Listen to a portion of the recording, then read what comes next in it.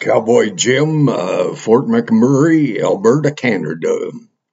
And I have had 11 days, 7 days, and then 4 days of overtime. And I process thought.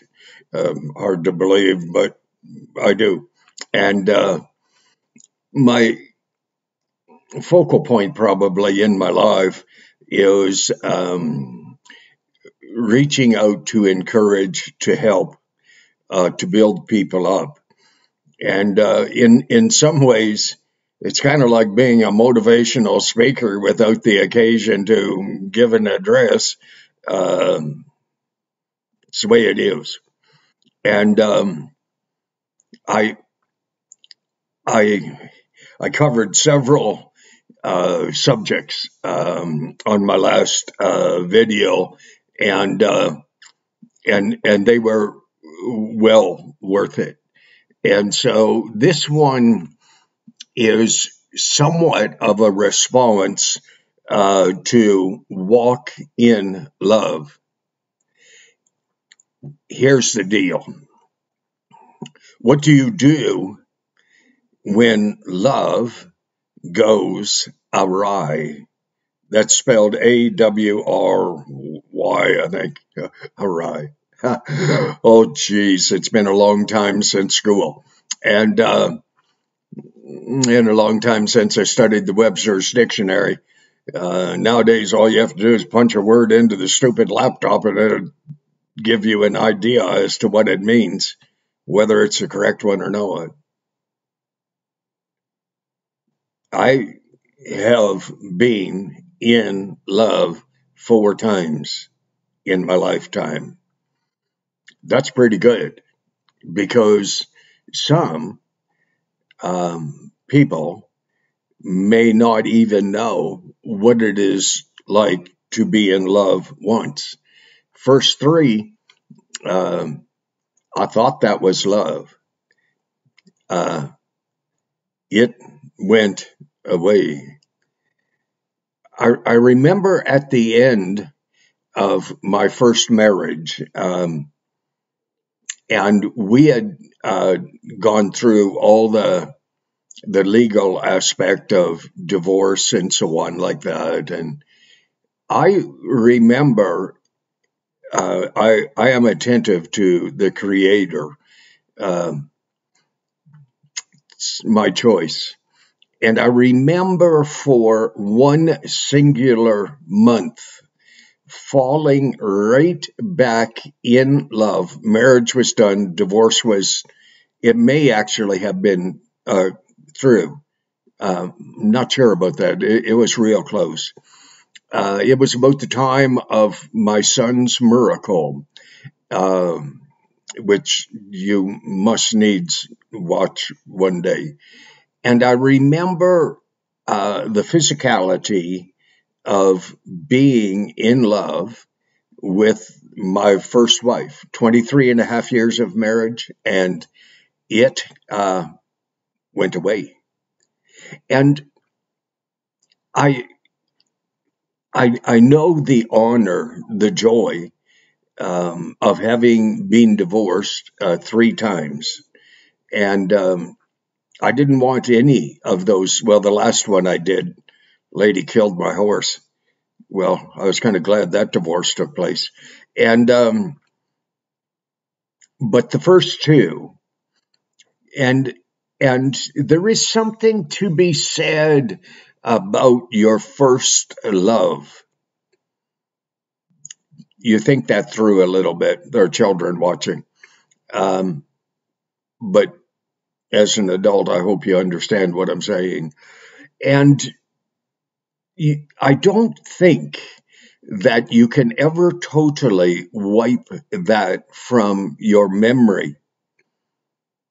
Perhaps you can. Perhaps if there were a multitude of, as a man, the ladies you've been with, perhaps you won't remember the first one. I do. And I remember the response that my heart went through during the dregs of our divorce. And I remember the magnitude for about 1 month that God laid upon my heart, my person, my spirit. And I remember, shall we say, the physicality. I remember the shortness of breath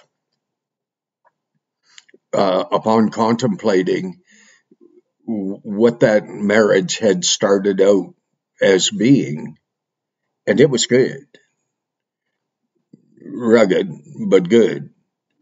Not very many bumps in the road. My son recently thanked me for moving to Alberta when he was, I think, 4 or 5, youngest son, 2 years younger. And I thanked him for thanking me. And I realized with a clarity that was tremendously deep that I was not the only one who made that decision. My first wife was in total agreement with me to move from the mouth of the Nottawasaga River to Alberta and to raise our sons as men, rugged men who knew how to fight, how to ride, how to shoot, and how to live by their hearts. And we have done that. I in the last Walk in Love video, I delineated quite clearly my most recent, and I do believe in my heart, the only time that I have been able to experience what love really is all about. And I'm not sure that I can encompass it all. I'm not sure that as a human, any of us can do that. I am sure of a few things. When in Scripture, God says that He loves mankind, He loves us. There's another Scripture, it says, I change not. That's God speaking. God does not change. So, where does change come from? From perhaps catering to our needs more than our spouse's needs. And I think that's true. I truly do believe that it is true. I appreciate my Bible. I appreciate God being the same yesterday, today, and forever. And I know my subject matter will irritate the hell out of some people. You could take that statement a little further and say, hey, that's not a bad thing. Because one thing that we do not need in our future is hell. Don't. And it's only up to you and it's only up to me how we address that issue. Because it's our choice, totally. God, in His purity of love, has loved us by giving us a choice to walk in His love or to walk in the love of the world or in that created being that God made who's called Satan. And so it is our choice, as it is your choice to choose to remain in love with the love of your life, with the love of your heart. I have two areas, three, but my love of God and His Son Jesus Christ, because I know enough about them through history, secular history, as well as Scripture, um, and I stagger at the magnitude of love that God has displayed to us by allowing us the freedom of choice to believe in Him and or reject Him. What an act of extreme confidence for God to do that, because His intelligence, the magnitude of who He is, we cannot even begin to fathom. Don't have any hope of understanding who and what God is. We understand through history what God has done, and that gives us a hint. And in Scripture, there are about 8 or 9 names that describe who and what God is. For me today, I want to fulfill the title. What happens, or what has happened, or what may happen to you, to the one you love, when love goes awry? If you don't spend time thinking about this, you may well make certain choices that won't be as good long term as they could be. But you have the opportunity to think things through. I have had the privilege of of truly falling in love. Um, I think the word is unrequited. It's pretty one-sided, and completely, it seems. But it has been my choice to continue in that love. I met a lady, looked into her eyes, lost it, couldn't believe, still have a hard time. But nothing has changed in how I feel today compared to the first time that I met her. Nothing. That's crazy. But it is a choice that I have made. Scripture says that we are to love the Lord our God with our whole mind, soul, spirit, body, all that stuff, indicating that it is a choice. It is a choice. You can love, or you can set that love aside. People say, hey, what if it's one-sided love? Well, hold on to it. What if the person you're with does not want to be with you at all? Ask them.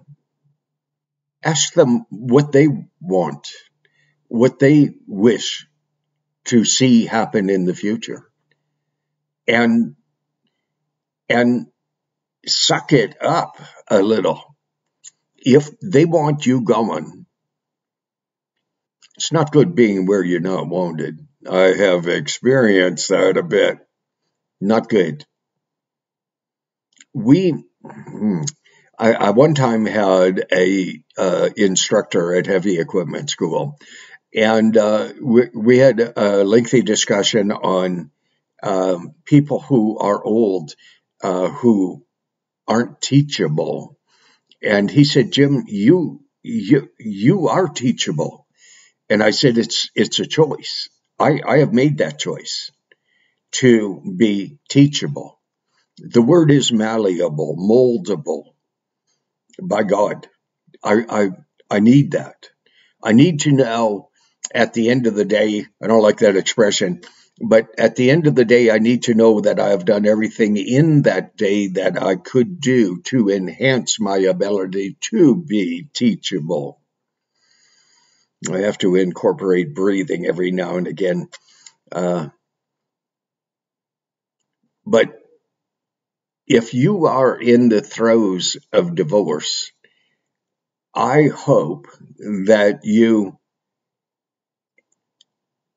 honestly can say that you have done everything that you could do to maintain that level of love that was there in the beginning.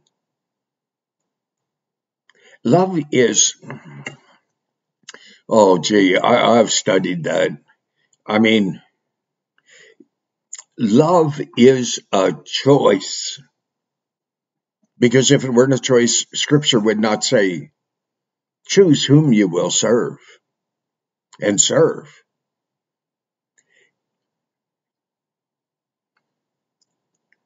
You may well be going through that time in life when you, what you are, what you hope to be, may well be rejected by the one whom you still love. Well, them's a break, see? But you have to do what is the best for you. Do not continue in a situation of abuse. In our day of supposed enlightenment, you do not deserve to be abused. You walk away. I buried my horse one day, and I thought, instead of them killing my horse, well, they could have killed me. And I walked away. I have not looked back either. I have considered the days when it was good, but I have not looked back because I cannot get the picture of my horse lying dead, and I had to bury it. And I wept hard. And so I don't regret that divorce at all. I forgave the woman. I will never forget. It's my choice. You may well be in a position where you need to forgive your spouse.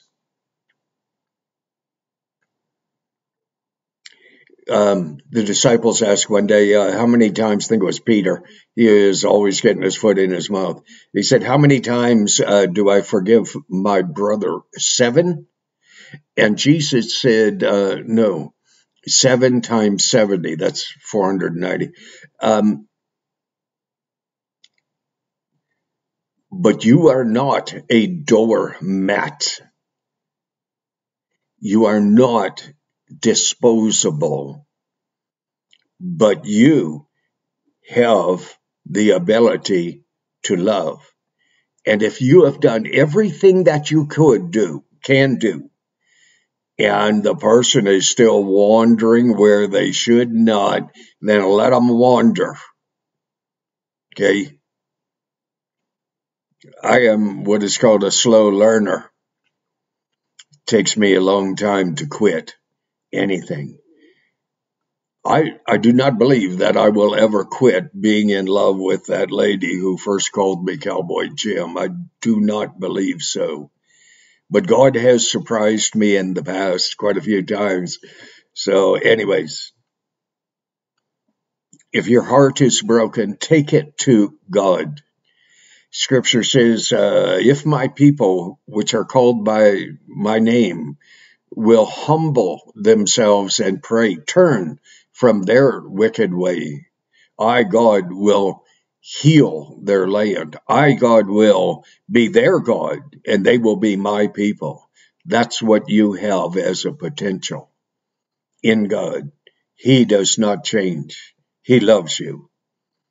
Walk in his love. I may have to do another video on this subject because I have not covered it enough. So God bless you. You have a good day. I'm going to have a coffee. Think about my heart. I have a good heart. I have a great inability to express myself, but I have a good heart. God bless you. God bless you.